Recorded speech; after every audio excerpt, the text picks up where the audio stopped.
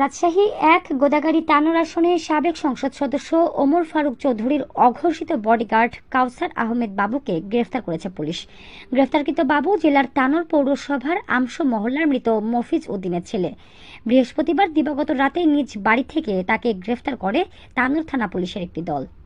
বাবু একসময় বিডিআরের সদস্য ছিলেন। 2009 সালের বিডিআর বিদ্রোহের ঘটনায় তার বিরুদ্ধে অভিযোগ ওঠে এবং পরে তিনি চাকরিচ্যুত হন। এরপর এলাকায় ফিরে তৎকালীন সংসদ সদস্য ওমর ফারুক চৌধুরীর ঘনিষ্ঠ সহযোগীতে পরিণত হন। অস্ত্র ব্যবহারে দক্ষতার কারণে ওমর ফারুক চৌধুরী তাকে দীর্ঘদিন ধরে অঘোষিত গানম্যান হিসেবে সঙ্গে রাখতেন।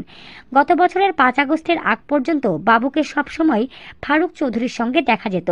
সেই সময় তার কোমরে একটি পিস্তল ঝোলানো থাকত। স্থানীয়ভাবে তিনি ফারুক চৌধুরীর বডিগার্ড হিসেবেই পরিচিত ছিলেন।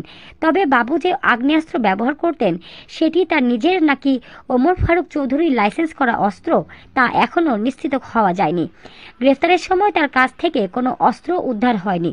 তানোর থানার ভারপ্রাপ্ত কর্মকর্তা আফজাল হোসেন বলেন, বাবুর সাবেক এমপি ফারুক চৌধুরীর গানম্যান বা বডিগার্ড ছিলেন কিনা তা আমি জানি না, তবে তাদের মধ্যে ঘনিষ্ঠ সম্পর্ক ছিল।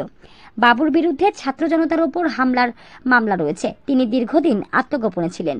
সম্প্রতি এলাকায় ফেরার খবর পাওয়ার পরই তাকে গ্রেফতার করা হয়েছে। বাবুর অস্ত্রের বিষয়ে ওসি আরও বলেন, এ বিষয়ে আমরা এখনও নিশ্চিত নই। তার কাছ থেকে কোনো অস্ত্র উদ্ধার হয়নি, তবে এমন কথা শুনেছি, বিষয়টি আমরা তদন্ত করে দেখব।